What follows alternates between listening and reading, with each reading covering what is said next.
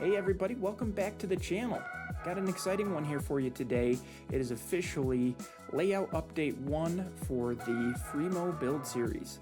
I film these videos a little bit different than I normally do. Usually I'll go through with the camera and talk live as I go over some of the work that's been done in a layout update. But with this particular series, I think what I'm going to do is kind of just let the camera roll behind me most of the time when I'm working on these modules, and then I'll just kind of go back through with some voiceover after everything's said and done. To let you guys know what I'm doing. But we got a ton done in this first episode, so I'm really excited to share it with you guys. So let's jump on in.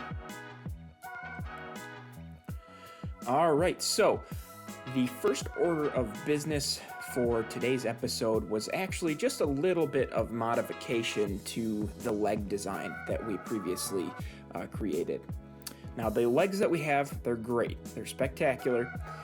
The one thing that I became very interested in, though, when I visited the Fremo setup at the Syracuse Train Show was that Tim Morin had his Speedmo modules there. And Speedmo, all of those modules are on wheels, which makes it really easy to set up all of your modules together at once and clamp them together, have them ready to go, and then once your name is called, wheel them into place in a setup rather than lifting them up and carrying them one by one into place. I really loved that idea, so I scoured the internet. I found some casters that have some adjustment built into them and also have some wheels. So hopefully this is going to kind of allow me to have the best of both worlds, having a little bit of height adjustability to comply with the Fremo side, and still have the ability to wheel around my modules so that it's easier and quicker to get them into place. So the first thing that we did in order to get that process started was chop down a bunch of 1x3 into 21-inch pieces.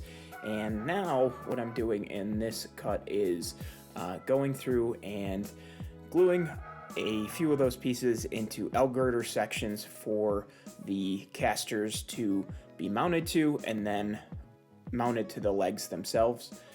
And that process took me a little while. There's a bunch of sets of these to do, so I'll just show you the one here, and you can imagine me doing it 6 more times.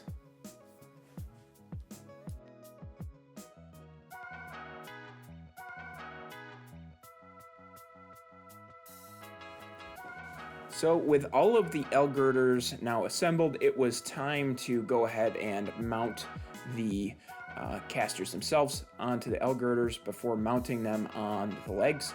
I went ahead and drilled out some pilot holes and then came back in with my impact and put in the screws to mount the casters right to the L-girder. And then it was time to make sure that the legs themselves were cut down to the correct size. I ended up having to take a couple inches off the legs themselves just because they were kind of planned for some casters that just gave a little bit of adjustability, not these high profile casters that added a whole extra, I think 2 or 3 inches to the whole length of the leg assemblies. So with all of the L-girders complete, the leg modification done, it was finally time for install. Belle came out and helped. She was a huge assistance to me here, as you can see. And we got the L-girders in, we got the cross members in. I also went ahead and added some fender washers to the carriage bolts where the legs mount to the modules themselves, just for some extra rigidity. I really want to make sure that these modules are super sturdy in case something were to happen where I wasn't there and some jostling occurred. Don't want any of this breaking, that's for sure. But with all of this assembly now done, it's time to flip over the modules and give it a quick test, see how we've done.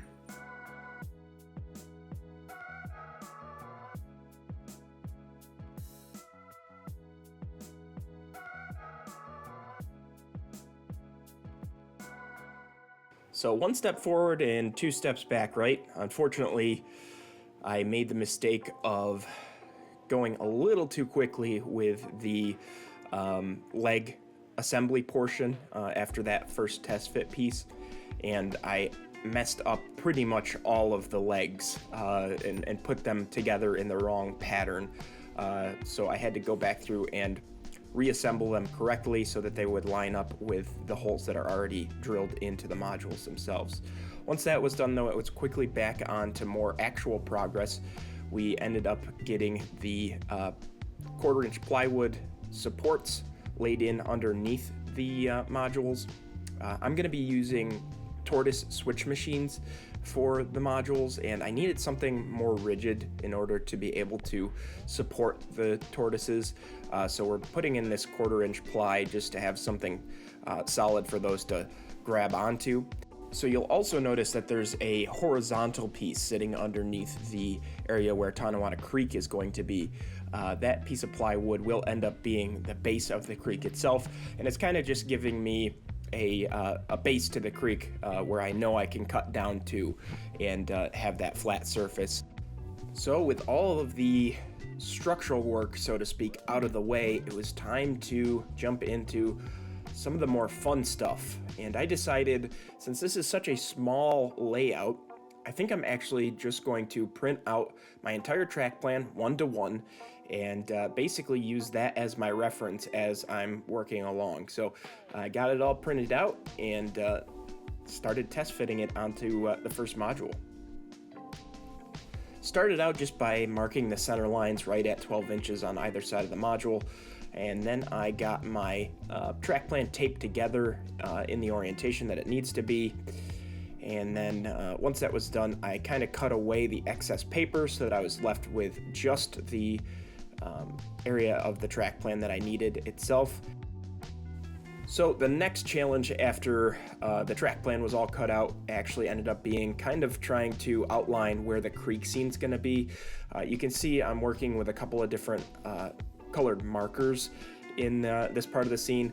The orange marker is going to end up being kind of the upper embankment of the creek, and then the darker black marker is going to be where the base of it is. So that's, you can kind of get an idea of what the angle of the embankment's going to be.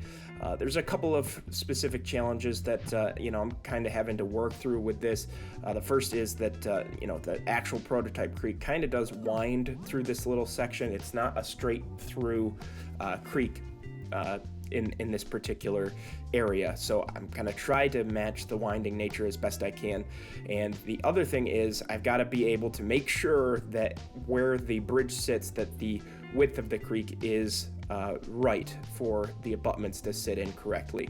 The Walther's double track truss bridge is a 15-inch bridge, so at the center of the module, the width of the creek is also going to be 15 inches at the top embankment, and we'll kind of try to work the supports in so that they look natural, but they don't necessarily go all the way down to creek level. They'll kind of look like they're stuck into the embankment itself. All right, well, that seems like as good a place as any to leave this one. We've gotten a whole lot done in this first episode, and there's still plenty more to do. One thing I did want to just touch on briefly that I didn't mention in the first part of the video here is I'm considering using a nice 1/4-inch birch plywood as my road bed. I'm not sure if I'm going to do this, but you can see here that I've got it test fitted. One of the reasons that I wanted to do this is because it allows me to make the road bed a lot wider than I would be able to with just traditional cork. The peanut line itself through Batavia, or rather this area of the GVT property, is actually the original alignment of the New York Central Big 4 main line before they took it outside of town and elevated it just for safety reasons. But the grading is still kind of there, so it looks like a much wider main line once stood there.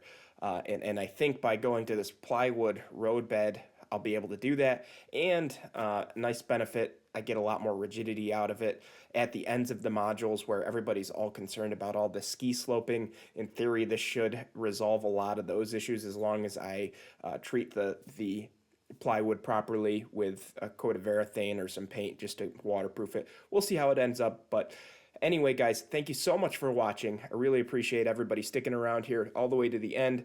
Let me know what you think, and leave a thumbs up, and we'll see you in the next one.